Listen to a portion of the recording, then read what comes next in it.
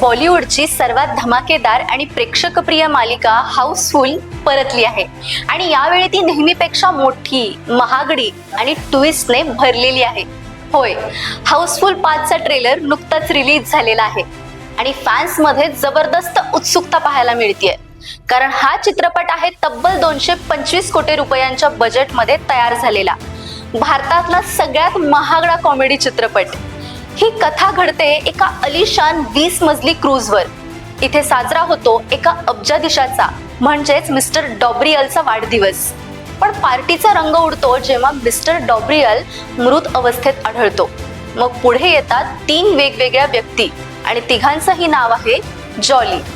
सगळेच सांगतात की तेच आहेत खरे वारस, पण खरा वारस कोण आणि खोटे कोण हे शोधणं म्हणजे सस्पेन्स आणि कॉमेडीचा जबरदस्त मिक्स. या गोंधळात सामील होतात अक्षय कुमार, रितेश देशमुख, अभिषेक बच्चन, संजय दत्त, नाना पाटेकर आणि अजून बरेच चेहरे. सर्व मिळून गोंधळ घालणार, हसवणार आणि शेवटपर्यंत खिळवूनही ठेवणार. हाऊसफुल 5 मध्ये अजून एक खास गोष्ट म्हणजे या चित्रपटाचे 2 वेगवेगळे क्लायमॅक्स आहेत. म्हणजे एकाच चित्रपटाचे 2 शेवट, वेगवेगळ्या थिएटरमध्ये वेगवेगळे. प्रेक्षकांना पुन्हा पाहायला भाग पाडणारी भन्नाट कल्पना.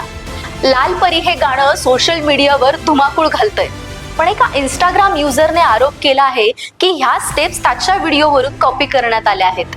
या वादामुळे चर्चांना अजून उधाण आलंय. दरम्यान हाऊसफुल 5ने ऍडव्हान्स बुकिंग मध्ये सुद्धा धमाल केली आहे. 84,000 पेक्षा जास्त तिकीटं विकली गेली आहेत आणि 2.5 कोटींचं कलेक्शन आधीच झालंय. तर हाऊसफुल 5 हे एक सस्पेन्स, कॉमेडी आणि मिस्ट्रीनं भरलेलं मनोरंजनाचं पूर्ण पॅकेज आहे. खरा वारस कोण, खुनी कोण असेल आणि शेवट काय घडणार हे फक्त थिएटरमध्येच कळणार. तुमचं मत काय आहे? हाऊसफुल 5 हिट होईल की फ्लॉप?